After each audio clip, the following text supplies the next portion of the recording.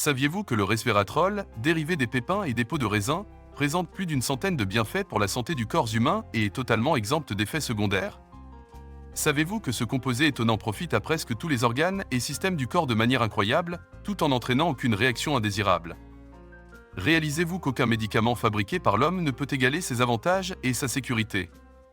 Cette capacité inégalée pique naturellement notre curiosité et soulève des questions sur le secret qui se cache derrière ses talents, capacités et fonctions remarquables.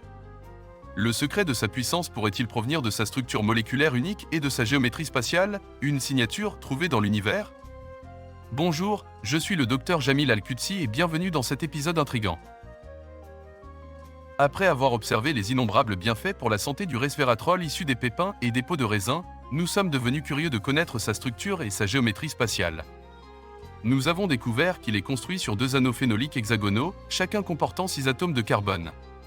Cette révélation sur la molécule de resveratrol nous a conduit à approfondir les études scientifiques pour explorer les bienfaits pour la santé d'un autre composé issu des pépins et des peaux de raisin, la proanthocyanidine.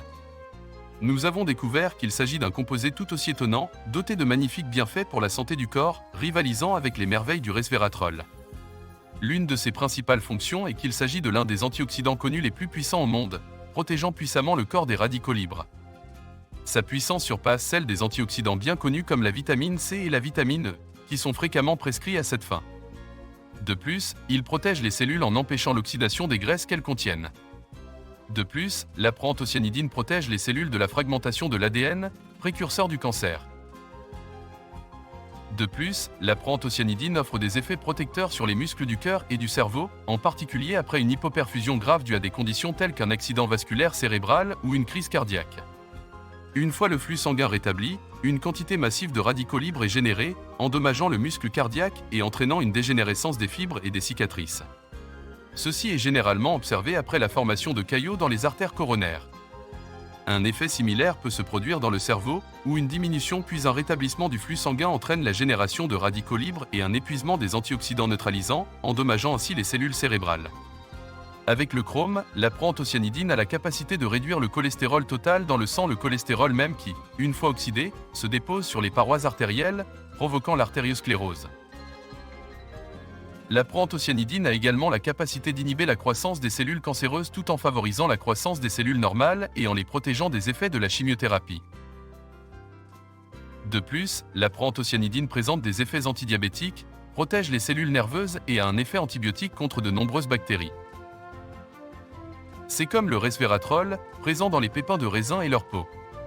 Ce composé est polyvalent, présente de nombreux avantages et est totalement exempt d'effets secondaires. En réalité, je me suis retrouvé face à un autre composé magnifique, non moins impressionnant que la molécule de resveratrol avec ses diverses fonctions et son caractère unique. En même temps, il n'a aucun effet secondaire et est très sûr. Cela m'a poussé à approfondir mes recherches sur les composés naturels présents dans les pépins et les peaux de raisin. La véritable surprise résidait dans le grand nombre de ces composés talentueux présents dans les pépins et les peaux de raisin. Ils offrent une myriade de bienfaits pour la santé et sont totalement dépourvus d'effets secondaires, contribuant ainsi à la santé du corps humain. Un coup d'œil à la structure de ces composés remarquables et vous découvrirez un trait commun. Ils sont construits sur des systèmes hexagonaux avec des anneaux d'atomes de carbone hexagonaux, appelés groupes phénol. Ceux-ci sont structurés en un anneau hexagonal contenant 6 atomes de carbone. La molécule de proanthocyanidine, comme le resveratrol, est construite sur un système hexagonal. Sa structure comporte 6 anneaux hexagonaux, avec les 3 premiers anneaux d'un côté et les 3 autres alignés symétriquement du côté opposé. Parmi les composés polyvalents et puissants que l'on trouve en concentration considérable dans les pépins et les peaux de raisin se trouve la molécule de quercétine. Il remplit également de multiples fonctions et contient de manière unique 3 anneaux hexagonaux. De même, la molécule de catéchine est distincte car elle contient 3 anneaux hexagonaux. C'est multifonctionnel et bénéfique aussi. La molécule d'acide gallique présente dans les pépins et les pellicules de raisin est unique en ce sens qu'elle ne contient qu'un seul anneau hexagonal. Il présente de nombreux avantages que nous explorerons dans les sujets à venir. On observe également que nos gélules spéciales pépins et pellicules de raisin sont riches en composés à architecture hexagonale, comme les monosaccharides comme le glucose et le fructose. J'ai réfléchi profondément à ce phénomène, me demandant s'il existe une corrélation entre cette structure hexagonale et les fonctions protectrices qu'offrent ces composés puissants contenus dans les pépins et les peaux de raisin, qui pourrait ne pas être aussi concentré dans d'autres aliments que dans les pépins et les peaux de raisin. Après beaucoup de réflexions, et après avoir observé divers phénomènes universels et mécanismes du corps humain, nous avons développé une théorie qui relie tous ces phénomènes. Nous approfondirons ce sujet dans le prochain sujet et avons nommé cette théorie la théorie de la création hexagonale. Quelle est cette théorie?